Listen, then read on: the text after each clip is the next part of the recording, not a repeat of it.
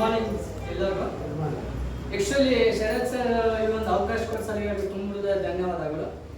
ಯಾಕಪ್ಪ ಅಂದ್ರೆ ಇವತ್ತು ನಾನು ಸೆಲೆಕ್ಟ್ ಮಾಡ್ಕೊಂಡಿರೋದು ಸೋಲ್ಜರ್, ಸೈನಿಕ ಅಂದ ತಕ್ಷಣ ಅವ್ನ ಮೈಯಲ್ಲಿ ಏನೋ ಒಂಥರ ರೋಮಾಂಚನ, ಹೌದಲ್ವಾ?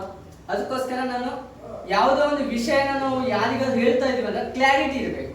ಎಸ್ ಸರ್, ಕ್ಲಾರಿಟಿ ಇರಬೇಕು. ಯಾವುದೇ ವಿಷಯ ಅದು ನೋಡ್ಕೊಂಡು ಹೇಳು, ಹೇಗೆ ಹೇಳು ಅಥವಾ ಕ್ಲಾರಿಟಿ ಇರಬೇಕು, ಹೌದಲ್ವಾ? ಅದಕ್ಕೋಸ್ಕರ ನಾನು ಪಾಯಿಂಟ್ಸ್ ಮಾಡಿದ್ದೀವಿ.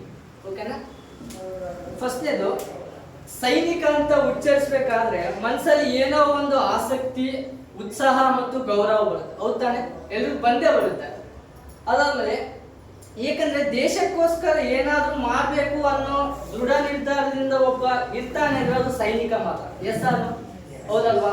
ಅದೇ ರೀತಿ ಉಗ್ರರ ವಿರುದ್ಧ ಎದೆ ಒಡ್ಡಿ ನಿಲ್ಲುತ್ತಾನೆ ಅಂದ್ರೆ ಅದು ಸೈನಿಕ ಮಾತ್ರ. ದೇಶಕ್ಕೋಸ್ಕರ ತನ್ನ ಸ್ವಂತ ಪರಿವಾರವನ್ನೇ ತ್ಯಜಿಸ್ತಾನೆ ಅಂದ್ರೆ ಅದು ಸೈನಿಕ ಮಾತ್ರ. Yes or no? ಮತ್ತೆ ನೆಕ್ಸ್ಟ್, ತನ್ನ ಮನೆಯನ್ನು ಬಿಟ್ಟು ಗಡಿಯನ್ನೇ ತನ್ನ ಮನೆಯನ್ನು ಮಾಡಿಕೊಂಡು ಮತ್ತೆ ತನ್ನ ತಾಯಿ ಇದ್ರೂ ಭಾರತಾಂಬೆಯೇ ನನ್ನ ತಾಯಿ ಅಂದುಕೊಂಡು ವಿರೋಧಿಗಳಿಂದ, ಶತ್ರುಗಳಿಂದ ನಮ್ಮ ದೇಶವನ್ನ ರಕ್ಷಿಸುತ್ತಾನೆ ಅಂದ್ರೆ ಅದು ಸೈನಿಕ ಮಾತ್ರ, ಹೌದಲ್ವಾ?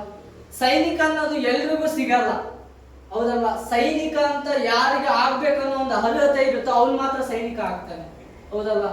ಸೈನಿಕ ಒಂದು ಹುದ್ದೆಗೆ ಸೇರ್ಬೇಕಂದ್ರೆ ಅದು ಸುಮ್ಮನೆ ಅಲ್ಲ, ಹೌದಲ್ವಾ?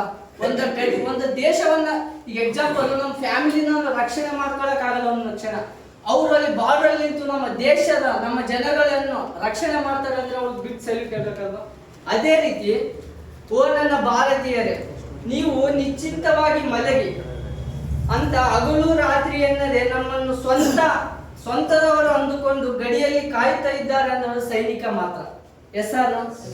ಅದೇ ರೀತಿ ಆದ್ರೆ ವಿಪರ್ಯಾಸ ಏನಪ್ಪಾ ಅಂತಂದ್ರೆ ತುಂಬಾ ದುಃಖ ಆಗುತ್ತೆ ಈ ವಿಷಯ ಹೇಳಕ್ಕೆ. ಯಾಕಪ್ಪ ಅಂತಂದ್ರೆ ಯಾವಾಗ ಗಡಿಯಲ್ಲಿ ಉಗ್ರರು ನುಸುಳಿ ಯುದ್ಧ ನಡೆದು ನಮ್ಮ ವೀರ ಯೋಧರು ಅವರನ್ನು ಹಿಮ್ಮೆಟ್ಟಿ ಪ್ರಾಣ ತ್ಯಾಗ ಮಾಡ್ತಾರೋ ಅವಾಗ ಮಾತ್ರ ನಾವು ಏನ್ ಮಾಡ್ತೇವೆ, ಅವನ್ನ ಸ್ಮರಣೆ ಮಾಡ್ತೀವಿ, ಹೌದಲ್ಲ? ಅವನ್ನ ಸ್ಮರಣೆ ಮಾಡ್ತೀವಿ, ಅವನ್ನ ಅನುಕರಣೆ ಮಾಡ್ತೀವಿ. ಅದೇ ರೀತಿ ಸ್ನೇಹಿತರು, ಒಂದು ಮಾತು ಹೇಳಕ್ಕೆ ಇಷ್ಟಪಡ್ತೀನಿ. ಏನಪ್ಪಾ ಅಂತಂದ್ರೆ ಸ್ನೇಹಿತರೆ, ಒಬ್ಬ ಸೈನಿಕ ಯುದ್ಧ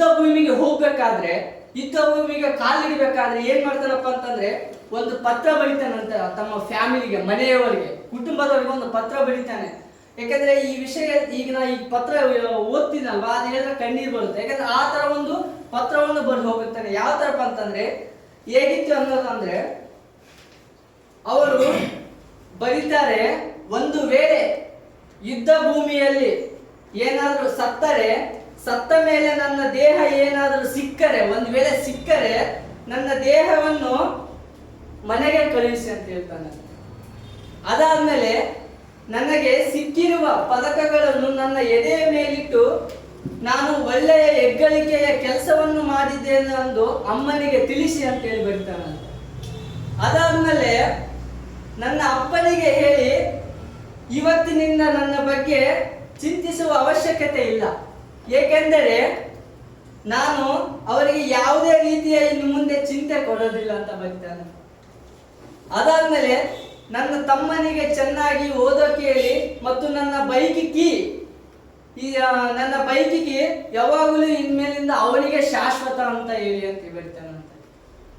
ಅದಾದ್ಮೇಲೆ ನನ್ನ ತಂಗಿಗೆ ಅಳಬಾರದು ಎಂದು ಹೇಳಿ, ಏಕೆಂದರೆ ಇವತ್ತಿನ ಸೂರ್ಯಾಸ್ತದ ನಂತರ ಅವಳನ್ನ ಶಾಶ್ವತವಾಗಿ ಚಿರನಿದ್ರೆಗೆ ಜಾರ್ತಾ ಇದ್ದಾನೆ ಅಂತ ಹೇಳಿ ಅಂತ ಬರ್ತೇನೆ ತಂಗಿಗೋಸ್ಕರ. ಅದಾದ್ಮೇಲೆ ದೇಶದ ಜನರಿಗೆ ಹೇಳ್ತಾನಂತೆ, ನನ್ನ ದೇಶಕ್ಕೆ ಹೇಳಿ ದುಃಖ ಪಡಬೇಡಿ, ಏಕೆಂದರೆ ನಾನು ಸೈನಿಕ, ನಾನು ಹುಟ್ಟಿರೋದ ಈ ದೇಶಕ್ಕೋಸ್ಕರ, ಪ್ರಾಣ ಕೊಡೋಕ್ಕೋಸ್ಕರ. ಅದಾದ್ಮೇಲೆ ಹೌದು ಸ್ನೇಹಿತರೆ, ಒಂದು ಮಾತು ಹೇಳಕ್ ಇಷ್ಟಪಡ್ತೇನೆ. ನನಗೂ ಗೊತ್ತು ಈ ನಮ್ಮ ವೀರ ಯೋಧನ ಅಥವಾ ಏಕೆಂದರೆ ನಮ್ಮ ಸೈನಿಕ ಕೊಡುಗೆ ಅಂತದ್ದು, ಹೌದಲ್ವಾ? ನಮ್ಮ ದೇಶಕ್ಕೆ ಒಂದು ಸೈನಿಕ ಒಂದು ಗಾಡ್ ಗಿಫ್ಟ್ ಅಂದ್ರೆ ಸೈನಿಕ. ಎಕ್ಸಾಂಪಲ್ ಏನು, ಇಷ್ಟೆಲ್ಲನ ಶಾಂತಯುತವಾಗಿ ಇಷ್ಟು ನೆಮ್ಮದಿಯಿಂದ ನನ್ನ ಮಾತು ಕೇಳ್ತಾ ಇದ್ರಿ, ಶರತ್ ಸರ್ ಮಾತು ಕೇಳ್ತಾ ಇದ್ರಿ ಅಂದ್ರೆ ಬಿಗ್ ಸಲ್ಯೂಟ್ ಅಲ್ಬೇಕು ಸೈನಿಕರಿಗೆ, ಹೌದಲ್ವಾ? ಅದೇ ರೀತಿಯಾಗಿ ಇವತ್ತು ನಮ್ಮ ದೇಶದ ಬಾವುಟ ರಾರಾಜಿಸುತ್ತಿದೆ ಅಂತಂದ್ರೆ ಕಾರಣ ಗಾಳಿ ಅಲ್ಲ, ಹೌದಲ್ವಾ? ನಾವಲ್ಲ, ನೀವಲ್ಲ, ಆ ಸೈನಿಕರು ಮಾತ್ರ. ಯಾವ ರೀತಿ ಅಂದ್ರೆ ನಮ್ಮ ದೇಶಕ್ಕಾಗಿ ಪ್ರಾಣ ತ್ಯಾಗ ಮಾಡಿದ ನಮ್ಮ ಸೈನಿಕರ ಕೊನೆಯ ಉಸಿರು ಸ್ನೇಹಿತರೆ, ಹೌದಲ್ವಾ? ಅದೇ ರೀತಿಯಾಗಿ ಇವತ್ತೇನಾದರೂ ಒಳ್ಳೆಯ ಊಟ ಮಾಡ್ತಿದೀವಿ ಅಂದ್ರೆ ತುಂಬಿದ ಧನ್ಯವಾದಗಳಲ್ಲಿ ನಮ್ಮ ರೈತರಿಗೆ, ಹೌದಲ್ವಾ? ಅದೇ ರೀತಿ ಆ ಊಟವನ್ನು ಶಾಂತಯುತವಾಗಿ ನೆಮ್ಮದಿಯಿಂದ ಊಟ ಮಾಡ್ತಾ ಇದ್ದೀವಿ ಅಂದ್ರೆ ತುಂಬಿದ ಧನ್ಯವಾದಗಳು ಹೇಳಿ ನಮ್ಮ ಸೈನಿಕರಿಗೆ, ಹೌದಲ್ವಾ? ಅದೇ ರೀತಿ ಗಡಿಯಲ್ಲಿ ನಮ್ಮನ್ನ ಕಾಯುತ್ತಾ ಇರುವಂತಹ ವೀರ ಯೋಧರಿಗೆ ಹೃದಯಪೂರ್ವಕವಾಗಿ ಯಾವಾಗಲೂ ಅವರನ್ನು ಮನಸ್ಸಲ್ಲಿ ಸ್ಮರಿಸುತ್ತಾ ತುಂಬ ಹೃದಯ ಮಾತುಗಳನ್ನು ಹೇಳಿ ಅಂತ ಹೇಳಿ ಇಷ್ಟಪಡ್ತೀನಿ. ಇಷ್ಟೊತ್ತು ನನ್ನ ಮಾತುಗಳನ್ನು ಕೇಳಿರ್ತಕ್ಕಂಥ ಎಲ್ಲರಿಗೂ ಥ್ಯಾಂಕ್ ಯು ಸೋ ಮಚ್. ಜೈ ಹಿಂದ್, ಜೈ ಕರ್ನಾಟಕ. ಬಿಸ್ನೆಸ್ ಜ್ಞಾನ ಭಂಡಾರದಲ್ಲಿ 3 ಪುಸ್ತಕ ಇರುತ್ತೆ. 3 ಪುಸ್ತಕ ಸೇರಿ ತುಂಬಾ ಕಡಿಮೆ ಬೆಲೆಗೆ, ಅಂದ್ರೆ ಪ್ರಿಂಟಿಂಗ್, GST ಮತ್ತೆ ಸರ್ವಿಸ್ ಕೊರಿಯರ್ ಚಾರ್ಜಸ್ ಬಿಟ್ರೆ ಮತ್ತೇನು ತಗೊಂತ ಇಲ್ಲ. ಟೀಮ್ ಕಟ್ಟೋದು ಹೇಗೆ, ಕಡಿಮೆ ಸಮಯದಲ್ಲಿ ಹಣ ಹೇಗೆ ಗಳಿಸಬಹುದು. ಸೊ ತುಂಬಾ ಜನ ಪುಸ್ತಕ ತಗೊಂತಿದ್ದಾರೆ, ತುಂಬಾ ಕಡಿಮೆ ಸ್ಟಾಕ್ ಅವೈಲೇಬಲ್ ಇದೆ, ಆದಷ್ಟು ಜಲ್ದಿ ತೆಗೆದುಕೊಳ್ಳಿ. ಹಾಗಾಗಿ ಅಂಬೇಡ್ಕರ್ ಅವರು ಒಂದು ಮಾತು ಹೇಳಿದ್ದಾರೆ, ಯಾರು ಶಿಕ್ಷಣವನ್ನು ಪಡಿತಾರೆ ಅವರು ಹುಲಿಯ ತರ ಗರ್ಜನೆ ಮಾಡಬಹುದು ಅಂತ. ಹಾಗೆ ನಾನು ಕೂಡ ಹೇಳ್ತೀನಿ, ನೆಟ್ವರ್ಕ್ ಮಾರ್ಕೆಟಿಂಗ್ ಅಲ್ಲಿ ಯಾರು ಜ್ಞಾನವನ್ನು ಪಡಿತಾರೋ ನೆಟ್ವರ್ಕ್ ಮಾರ್ಕೆಟಿಂಗ್ ಅವರು ನೆಟ್ವರ್ಕ್ ಮಾರ್ಕೆಟ್ ಅಲ್ಲಿ ಹುಲಿ ತರ ಗರ್ಜನೆ ಮಾಡಬೇಕು ಅಂತ ಹೇಳಿದ್ರೆ ಈ MLM ಬಿಸ್ನೆಸ್ ಜ್ಞಾನ ಭಂಡಾರ ಪುಸ್ತಕನ ಇವತ್ತೇ ಖರೀದಿ ಮಾಡಿ. ಸೊ 97393139 ಈ ನಂಬರ್ಗೆ ಕಾಲ್ ಮಾಡಿ ನಾನು ನಿಮಗೆ ಹೇಗೆ ತಗೋಬೇಕು ಅಂತ ಹೇಳ್ತೀನಿ. ಫ್ರೀ ಹೋಮ್ ಡೆಲಿವರಿನೂ ಇರುತ್ತೆ. ಸೊ ಇದನ್ನ ಮೊದಲು ಫೈನ್ ಸ್ನೇಹಿತರೆ, ಇನ್ನು ಹೊರಡ್ತೀನಿ ನಾನು. ಮತ್ತೆ ಹೊಸ ವಿಡಿಯೋ ಜೊತೆ ಬರ್ತೀನಿ. ಸಬ್ಸ್ಕ್ರೈಬ್ ಮಾಡೋದು, ಲೈಕ್ ಮಾಡೋದು, ಲಿಂಕ್ ನ ಶೇರ್ ಮಾಡೋದು ದಯವಿಟ್ಟು ಮರಿಬೇಡಿ. ಮತ್ತೆ ಆಲ್ ದ ಬೆಸ್ಟ್. ಮತ್ತೇನಾದ್ರೂ ಇದ್ರೆ ನನ್ನ ಜೊತೆ ಪರ್ಸನಲ್ ಟಚ್ ಇರಿ. Love you, take care, bye.